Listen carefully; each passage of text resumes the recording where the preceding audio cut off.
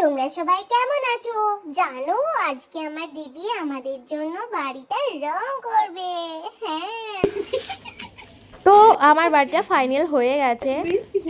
তো এইখানে ওদের ফার্নিচার গুলো রাখলাম, টিভি। হ্যালো এভরিওয়ান, তো তোমরা সবাই কেমন আছো? তো আজকে আমরা আমাদের এই বাড়ির জলটা আজকে আমরা রং করতে চলেছি আর রঙিন কাগজ দিয়ে মুড়বো। তোমরা কিন্তু সহজে এটা করতে পারবে বাড়িতে।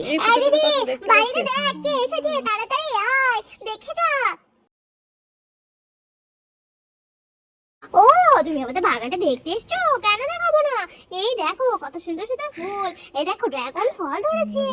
কত ড্রাগন ফল! এ বাবা, অপরাজিতাও ধরেছে। এই দেখো ভোর কত সুন্দর। দিদি, ও দিদি, তোমাকে আজকে আমাদের বাড়িটা রং করে দিতেই হবে, কিচ্ছু করার নেই। হ্যাঁ ঠিক বলেছিস, আজ কিন্তু বাড়িটা রং না করলে দিদিকে ছাড়বই না।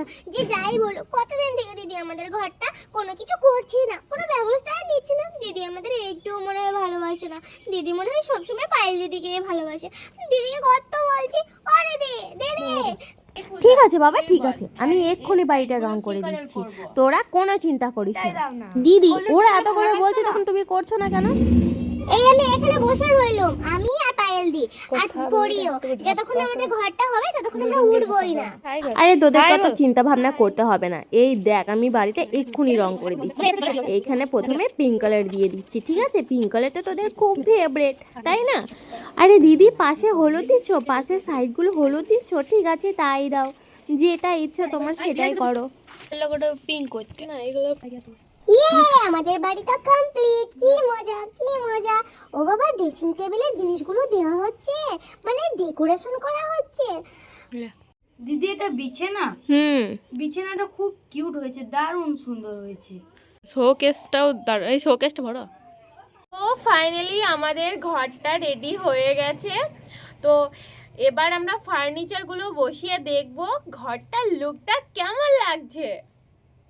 এই দেখো, আমাদের পুতুলের বাড়ি কমপ্লিট আর ফার্নিচারও বসিয়ে দিয়েছি। নেক্সট ভিডিওতে তোমাদেরকে আরও সুন্দর সুন্দর ডেকোরেশন দেখাবো। এটা আগে শুকাক। তো দেখো, তোমরা বলো কেমন হয়েছে, আর তোমরা অবশ্যই আমার ভিডিওটাকে একটা লাইক করে দিও। হ্যাঁ, তোমরা আমার দিদির ভিডিও কেন লাইক করো না? একটা লাইক করে দেবে, না ছাড়া দিদির মন খারাপ হয় তো।